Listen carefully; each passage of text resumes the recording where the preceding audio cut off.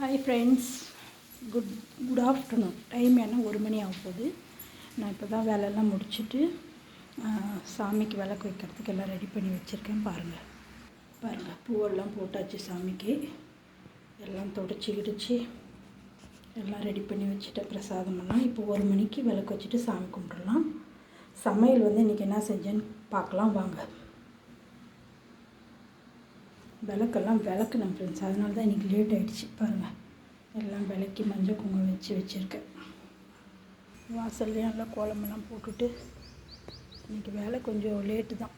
என்ன பண்ணுறது, டைம் சீக்கிரமாக ஆகிடுது, ரொம்ப லேட் ஆகுது. அதை கொஞ்சம் சரி பண்ணணும். எப்படி சரி பண்ணுறதுன்னு பிளான் பண்ணணும்.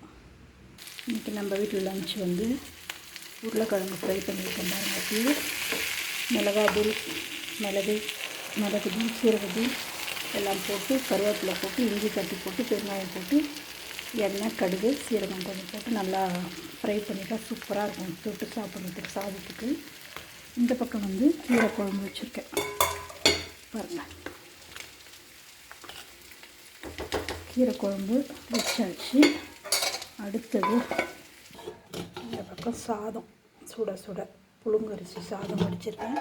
இது நேற்று வச்ச பருப்பு ரசம் சூடு பண்ணி வச்சுட்டேன். தயிர் ஃப்ரிட்ஜில் இருக்குது. இன்றைக்கி நம்ம வீட்டில் இதுதான் லஞ்சு. பூஜை முடிச்சுட்டு சாப்பிட்ணும். காலையிலேருந்து நான் இன்னும் ஒன்றும் சாப்பிடல.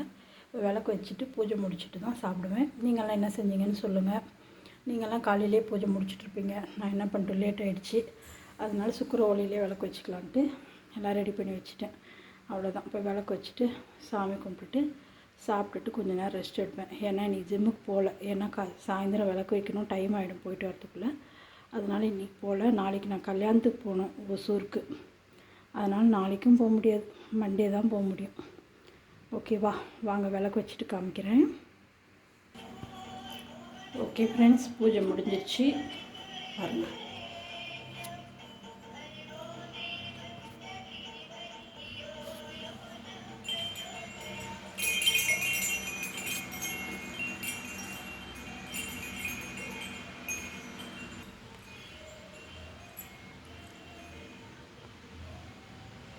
உருளியை கழுவி வச்சுருக்கேன். பூ பத்தலை, அதனால் சாயந்தரம் திருப்பி வாங்கிட்டு கொஞ்சம் போட்டுக்கலாம் அப்படின்ட்டு உருளியெல்லாம் விளக்கி வச்சாச்சு.